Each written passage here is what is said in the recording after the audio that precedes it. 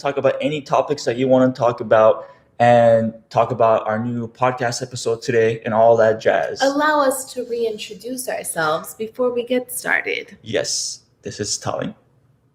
Hi, my name is Tallene. I'm a registered dietitian and I have PCOS, but I've been able to reverse my symptoms and manage my PCOS in a way so that I can thrive with PCOS. And that is what we show you in our site and Instagram. Yeah. Exactly what I eat, how I work out, my lifestyle, so that you can too go gluten and dairy free and see if it helps you. And this is Sirak, my husband. Husband.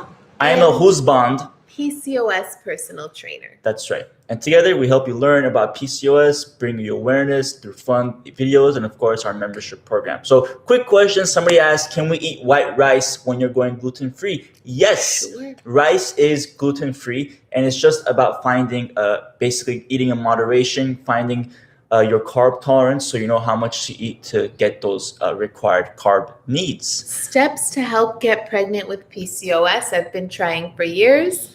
Great question. I have posted the link to Ovasitol, my favorite supplement for PCOS. It helps with all pathological signs of PCOS. So whether it's your infertility or if it's irregular periods, cravings, things like this, it targets it by treating the root issue, which is typically insulin resistance. Yeah. And it comes in a 3-month supply, which is typically how long it takes to really change the picture of your ovaries. And it's just great. So many sisters have messaged us saying that they were finally able to get pregnant and manage their symptoms, whether it's from weight loss or irregular periods to ovulating and pregnancy. It can help so much with PCOS. So I've linked that in my stories with our 15% off code. Yeah. Glad to catch you live. I ordered the powder you suggested on TikTok, but how do I implement that? What do I add it? And this is from YouTube. So she's talking about Ovasitol. So if you've got an Ovasitol, for those that know, Ovasitol is our favorite supplement. It can help directly with insulin resistance, getting down to the root cause, and that can help with other symptoms like improving period regularity, improving ovulation, improving hyperandrogenism like acne, hair loss, and things like that. So if you're thinking about how to take it, well, it comes in packets. So you take the first packet, you put it in water or smoothie or whatever you like, and you can have that with your meal for breakfast. So one packet right here. And then you can have your second packet in the evening with your dinner in a glass of water. And you can also order the canister, which is the same thing. It's just you use a scooper, and the same thing. 1 scoop with your breakfast, 1 scoop with your dinner, with a drink like water or smoothie, something like that. And then I put it in my tea this morning. If you saw my stories, yeah, talk about it. Yeah. And then Cecilia asked, how do you get rid of facial hair with PCOS? And hey, from Kim. Well, hello, Kim. So facial hair, you want to get down to the root issue of what's causing the facial hair to develop. And you can do things during the meantime to basically help reverse it. So for those wondering, can I reverse my facial hair? Yes, and one more time, yes! You can reverse your facial hair. It just takes 6 to 12 months. So what's the first step? The first step, you want to start with tackling the root cause. And most likely, it's insulin resistance. 80% of women with PCOS have insulin resistance. And when you have that, what that can do is it can cause your ovaries to produce testosterone, which can then lead to facial hair, hair loss, hyperandrogenism symptoms like acne and more. So by doing that, you're going to help to lower the impact the insulin resistance has on creating testosterone. The second thing you can do meantime is drinking spearmint tea. Drinking spearmint tea 3 times a day has been shown to lower testosterone levels. I've linked it in stories today, coincidentally. Nice. And meanwhile, you can do laser treatment to remove the hair so that you feel more confident. You feel like you can do you while you're treating it from the underlying. So those are like the 3 steps that we would recommend to deal with those issues. All right. How long does it take to reverse the symptoms of your period? Well, it can take a couple of months. I mean, it could take 1 month or a few weeks for some people. Then it can take 3 months for others. But It really depends on what's going on. If it's insulin resistance that's a problem, then you can definitely get that under control within that month. If it's, an issue of your hypothalamus not communicating well with your ovaries, you'll need a little bit more support, maybe acupuncture, supplements, things like that. There's all these different issues that could be happening. It's mainly insulin sensitive, insulin resistance. So that's what we start with. It's kind of like the low-hanging fruit. You want to tackle that first when you have period problems or PCOS issues. You want to get that under control for sure. And then you kind of layer on the other things that you can do. You can go to acupuncture. You can, lots of things. Handfuls of supplements can help, but you want to start with changing your diet, your lifestyle, the workouts you do, and then layer it on. Yeah. All right. Amazing. Let's look at more questions. Those questions about HIIT workouts and workouts in general. So someone was asking, can we still do HIIT workouts? Well, that's going to be completely up to you. So we talk about how HIIT workouts, it can cause, so if anyone's wondering what HIIT workouts are, it's called high intensity interval training. It's HIIT, HIIT. So high intensity interval training. What that means is you're basically doing a number of exercises where you're jumping from one exercise to another without adequate rest. And the whole point is to keep the intensity going from exercise to exercise, basically burn calories and whatnot. Now, if something like that, it works for you, and if you enjoy it, then by all means, go for it, sisters. We just want you to enjoy your workouts. But if you're experiencing, for example, weight plateau, maybe weight gain, feeling fatigue, feeling like crap when you wake up in the mornings, feeling like basically you're not getting the results that you deserve from your workouts, let us know in the comments if you feel like that from your workouts. Maybe it's kickboxing, maybe it's spin classes, things of that nature. There can be a reason why. Now, when you do intense workouts like HIIT or these other workouts, basically what happens is a couple of things. One, you're impacting your stress hormones. When you do intense workouts where you're breathing and your heart rate's going crazy, your body realizes that you're in a stressful mode. So in order to help your body out and in order to help your body perform better, it spikes your body with stress hormones, aka the adrenaline rush, so that you perform better. Now, this can be advantageous when you're doing things like marathons, when you're in a race, when you're competing with other people because you're trying to win. But when you're talking about working out and things like that, it can be a disadvantage for a woman with PCOS because a woman with PCOS can have cortisol dysregulation, which means that you're not able to regulate the levels of cortisol properly. So when you have a cortisol spike, the cortisol doesn't come back down as easily. So now you're left feeling agitated. You're left feeling your body can't recover. It can also impact more inflammation, and it can impact basically your weight loss progress. So when you're feeling like that, it can basically work against you. Another thing is insulin resistance. When you do intense workouts that contain a lot of cardio or a lot of things where you're running back and forth, like HIIT workouts, you have like 8 to 10 exercises, you're running around the gym. When you're doing things like that, insulin resistance can impede your results. It can stop your results because when you're doing all this intense stuff, your body dumps a lot of sugar into your bloodstream to use for energy. But when you have insulin resistance, which again, 80% of women with PCOS do, that sugar gets converted to fat instead because your body is not able to properly convert it to energy. So that's another factor. So these are the things that we look at, and we mitigate these things by doing more of slow weighted workouts where you're still doing weight training, but you're not running around the gym from one workout to another. You're doing it in one place. You're resting for you're resting for 60 seconds, breathing, helping to regulate your heart rate and your breathing so that your cortisol levels don't spike. And two, that your insulin sensitivity, instead of your insulin resistance getting worse, we're actually helping to improve the insulin sensitivity because when you incorporate weight training, it's been shown to improve insulin sensitivity. So that's how we're helping. And three, and the last point, and I'll move on, is when you do weighted workouts, it can actually help to permanently increase your metabolism, meaning that as long as you maintain that lean muscle that you're adding on, your metabolism will be permanently higher because muscle requires energy. So the more lean muscle you have, even when you're sitting down, even days after your workout, your metabolism is higher than before because you have more muscle. So those are all the factors. And if you want workouts just like this, we have them available in the Sisterhood. They update every month, and we're actually working on having multiple programs in there. So stay tuned for that. But if you want to join and have these workouts, you can find them at PCOSweightloss.org, the Sisterhood. All right. Yes. Excellent work. Woo! Whoa, you just yelled in my face. I'm so sorry. I saw some questions about insulin sensitivity, and I read someone talking about bloating, puffiness in your face, feeling like you're retaining a lot of water. So that's definitely a sign of insulin resistance. So you really want to target that if you're feeling bloated and puffy and like you're retaining water, because insulin makes you retain water. And you would be really surprised how much weight you can lose by helping your insulin resistance. And that can be by going gluten and dairy free, as well as taking Ovasitol. Sometimes people see really drastic results really fast because it's just the trick to make sure that their insulin levels are nice and low. They're managing it. They're taking that supplement. They're going gluten and dairy free, so they're not spiking their insulin levels.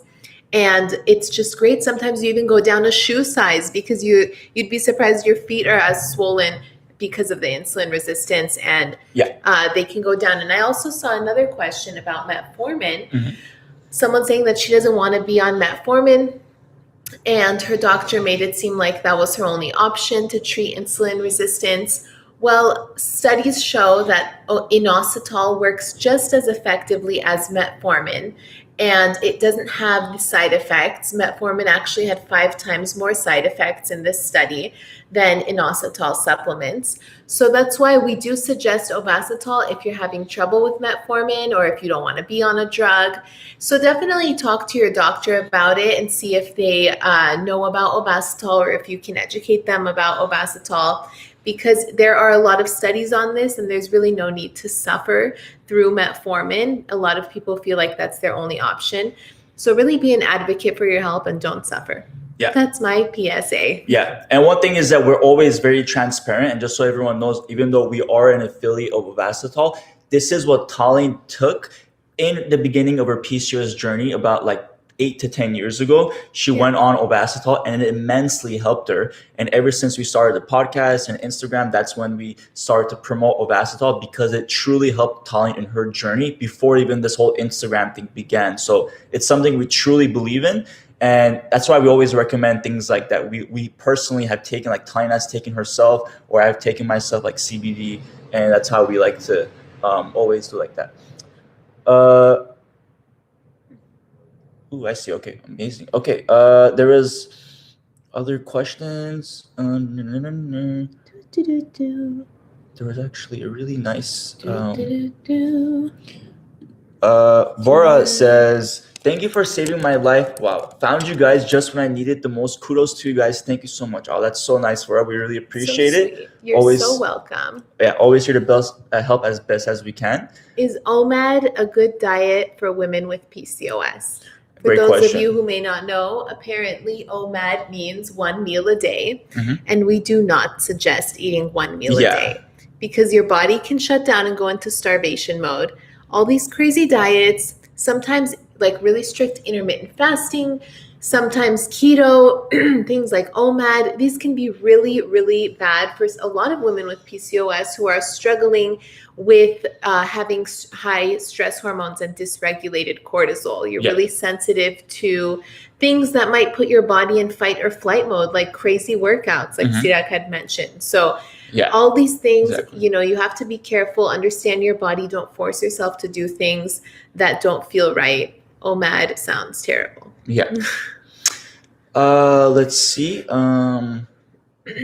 So can you post a link to get the Ovasitol? If you go to our highlights section on Instagram, you'll see something called Ovasitol. You'll see all the testimonials, and you can order with a 15% off code. Plus, it's in the stories right now. So if you go to stories, you'll be able to find it there. All right. Oh, and then there was actually a really awesome comment from YouTube. By the way, we're live on TikTok, Instagram, and YouTube right now. So we're really just putting ourselves out there. Oh, and Clubhouse. And Clubhouse, which I had to I forgot about.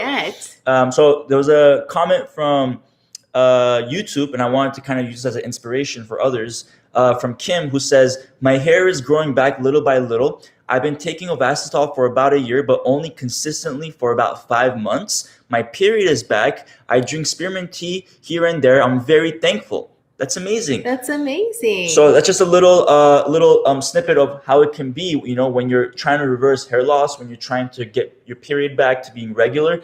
It can take time. For a sister in her situation, she's been consistently taking Ovasitol for 5 months. So that's great progress already. So that's the thing to keep in mind with hair loss, facial hair, with getting your period back to being regular. It's going to take time, but it is very possible. It's very possible. And yeah. Absolutely.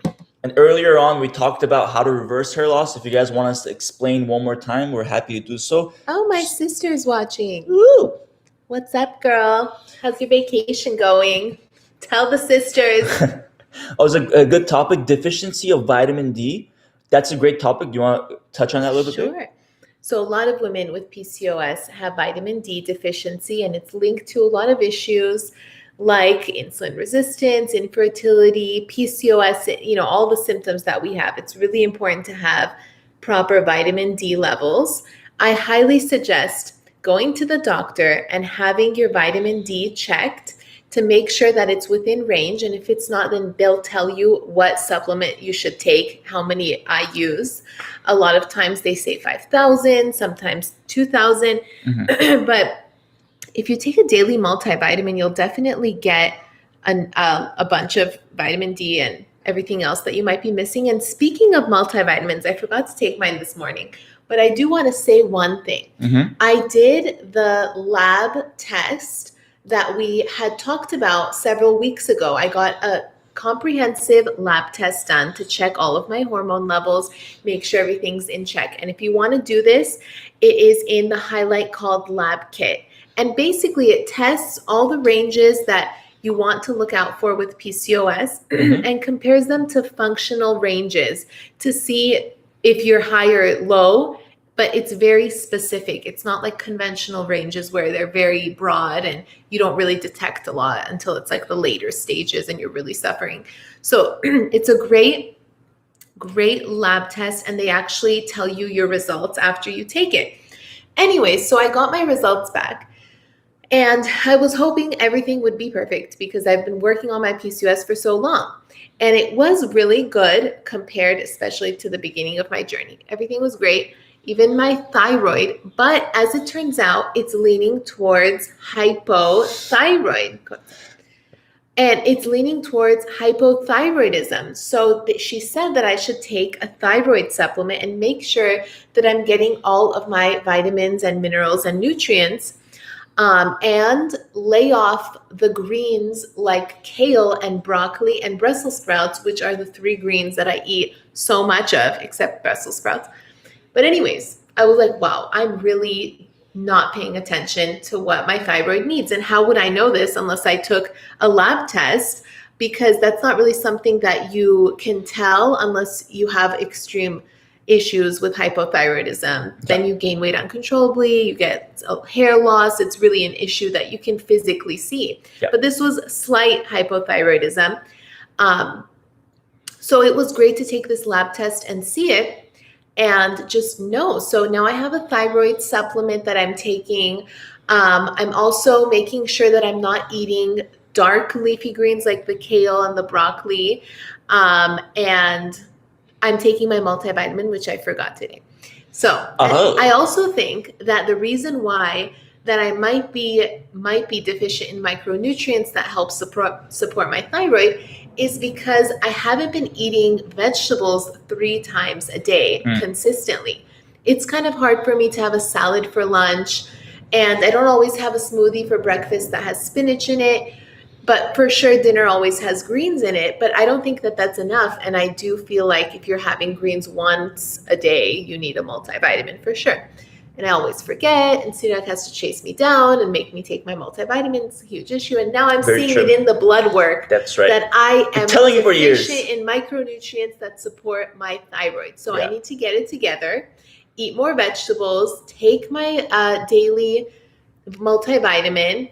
And yeah, lab tests are just great. Even if you're healthy and your symptoms are reversed, you never know what might be slightly off. You want to make sure that everything's in check and you are truly thriving. Absolutely. And it's a great example of how even like, we have our Instagram page and everything. Even Tallene is managing her PCOS day to day, making sure everything's cool, doing a lab kit, doing things like that. It's PCOS is going to be there always. You always have to keep up with it and make sure things are in check. I still go to the doctor and check my ovaries and make sure there's no cysts. They look good. Everything's fine. Great. But I don't know. You never know. Maybe I wouldn't have realized this slight hypothyroidism for years and years, and then it would have gone undiagnosed for so long and out of control, and then who knows what would have happened. I don't know, because I eat a lot of kale and I don't take my vitamins. It's just That's great though. I'm glad you brought up the process. And if anyone's interested, the lab kit is available in the highlights. It's called Lab Kit. And if you even choose to get a different lab kit, please, you can always find a lab kit that you feel is right for you. You just want to make sure that it says functional instead of conventional. And the lab kit that we have that we're working in collaboration with can directly help with finding the root issues or root causes of your PCOS. It can help you find what's causing those symptoms. So it's a great lab kit. But if you're finding any lab kit, you want to go for something that's functional versus conventional, because functional has more specific ranges. Also, there's a lot of lab kits out there, but this one is specific to PCOS, which is great. So if you just go to the highlight called Lab Kit, you'll find it there. This is my multivitamin. I will link it today when I take it. I'll put it on Instagram. And all right, let's go back to those. I know, sisters, you want to hear about reversing hair loss, so I want to explain that to you. Before we do, comment by Wavy Kiki says, 3 weeks following your meal and exercise plan and taking Ovasitol, I've lost 9 pounds. How exciting. Great job, Wavy. For those that don't know, that's our 4-week meal and workout plan that's available at PCOSweightloss.org. So great place if you want to, if you're looking for a 4-week plan, it is a great place. All right. Let's talk about hair loss. So when you want to reverse hair loss, you want to first understand what is the root cause, what is causing the hair loss. Now, in most cases, and I'm just saying most cases, so it may not apply to 100% of people, but in most cases, what's causing the hair loss or facial hair is testosterone. All right, so testosterone. But what's causing the testosterone, the excess testosterone? Well, again, in most cases, insulin resistance. So 80% of women with PCOS have insulin resistance. So how is insulin resistance causing that? Well, when you have insulin resistance, your body, your ovaries will produce more testosterone. Not just that, your liver produces something called sex hormone binding globulin. What globulin does is acts like a sponge to clean up the excess testosterone so that it's all managed. So when you have insulin resistance, you can have more testosterone than normal. And 2, you can have less of the globulin, which is now making the symptoms even worse. So now we know that. That's what can be causing the facial hair or the hair loss or even acne, because acne is also a symptom of hyperandrogenism, elevated testosterone. So now we know that. How do we reverse it? Well, the first thing, the most important thing is diet and lifestyle. You want to manage the insulin resistance. That's, again, through diet and lifestyle to make sure you're managing your blood sugar levels throughout the day. Making sure your lifestyle is not impacting your insulin resistance. For example, doing intense workouts and things like that, which can make your insulin resistance worse. And 3, taking supplements, for example, like Ovasitol, which will help to regulate the insulin resistance and more. So that's that. Meanwhile, while you're doing that to basically get to reversing the insulin resistance, while you're doing that, you can then drink spearmint tea or anything like, for example, I think Vitex also, maybe saw palmetto as well. But spearmint tea has been shown to, wow. No, I thought it was like, what? And spearmint tea has been shown to reduce testosterone by drinking it 3 times a day, decaf, right? So if you drink decaf 3 times a day, spearmint tea, it can help lower testosterone levels. So these are all ways to help reverse the hair loss and the facial hair and as well as acne. So you can do all this, and meanwhile you can do like laser treatment to get rid of the facial hair so that you can feel more confident as you're going through this process. So these are all No.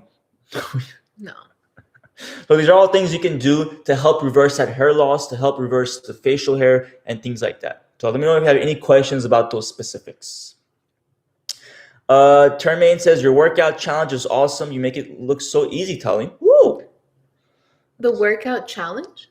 I think the workout challenge that we have in the Facebook group. Oh. Yeah. Oh, thanks. She's talking about the sisterhood. So in the sisterhood, we have a Facebook community where we do challenges every month, and people can ask questions throughout any time, and we answer them. And also sisters share their recipes, their workouts, so much more. So again, if you're interested, that's at PCOSweightloss.org and the sisterhood.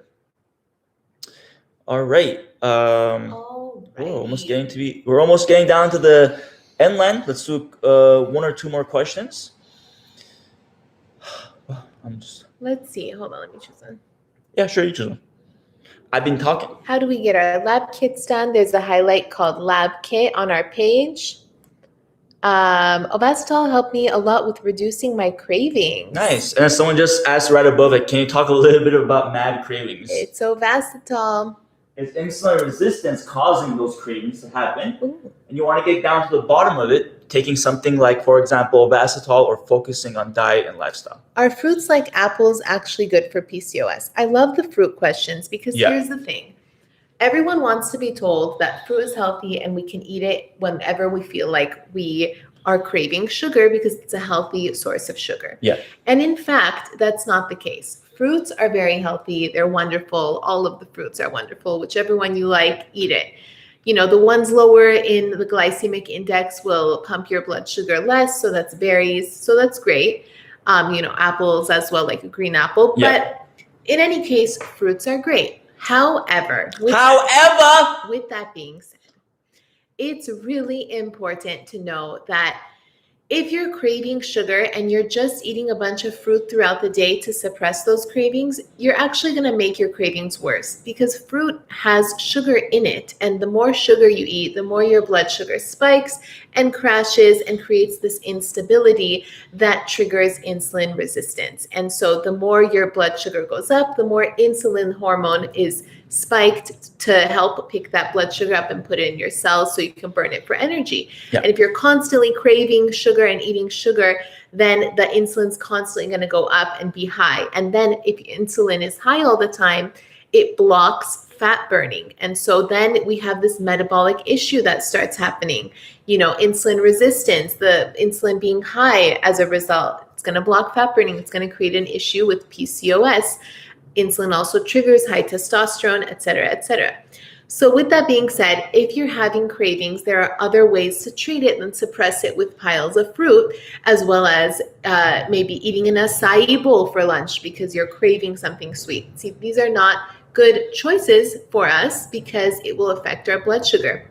Yeah. What we can do is, have the apple as a snack in between lunch and dinner and pair it with some almonds to help slow down our body's absorption of the sugar from the fruit into our bloodstream. We can also eat like a high protein breakfast that's not just like a smoothie full of fruit, something that has some dairy-free protein powder, some spinach, some vegetables in it so that our blood sugar remains stable in the mornings and we don't get those cravings because the morning will really set you up for blood sugar control for the rest of the day. You want to eat something high fat, high protein, get something great, like a great smoothie in the mornings to help lower your stress hormones, which are high in the morning, which is good because it wakes you up, but still it wants to be high and then come back to like regular, right? So you're eating breakfast that will help with that. And it will also help with blood sugar control. Yeah. Yes. Was that a lot? That was a lot. It was great. It was great. Great explanation, babe. And one last thing. And yeah, so just in moderation, right? Basically in moderation, and you want to just be making sure that you're managing your insulin levels. We have lots of tips on how to manage your blood sugar and PCOS in general in our membership. the sisterhood, and it's linked here. We have pinned it. You can just go to PCOSweightloss.org, and you can watch lots of great short videos that Sirak has edited and made really entertaining for you to learn about PCOS and everything that we've talked about here today on this live. Yeah, exactly. And someone, Ani mentioned that she can't find any spearmint tea. If you just go to the stories, linked it in stories today, so you can check that out. And yeah, sister. So if you want to hear more these questions answered, we have a podcast episode that came out today, and it's all about your most requested PCOS questions answered. So we did a whole podcast episode answering a lot of questions like this. For example, metformin, gluten, dairy-free, a lot of these very popular questions. We answered them today so that you can basically rewind and listen to them as many times as you want. It's a great episode, and it's in the link in bio. If you go to Instagram, link in bio, you'll be able to listen today, subscribe, and we have leave a review. Yeah, that'd be great if you left us a review. We have weekly episodes that come out every Monday. We're getting really close to 1 million downloads. We're at like 800,000 almost. So really fun stuff. And yeah. All right, sisters. It was so nice chatting with you. As always. We will be back for another live this week. Yeah. And we will be on Instagram stories, and you can always find us in the sisterhood, where we have a Facebook chat forum, and we're always in there chatting it up with our sisters. That's right. Awesome. All right, we love y'all. Take care. Have a great week. Talk to you soon. Bye. Bye. Blake. Yeah. It's a pretty cool one.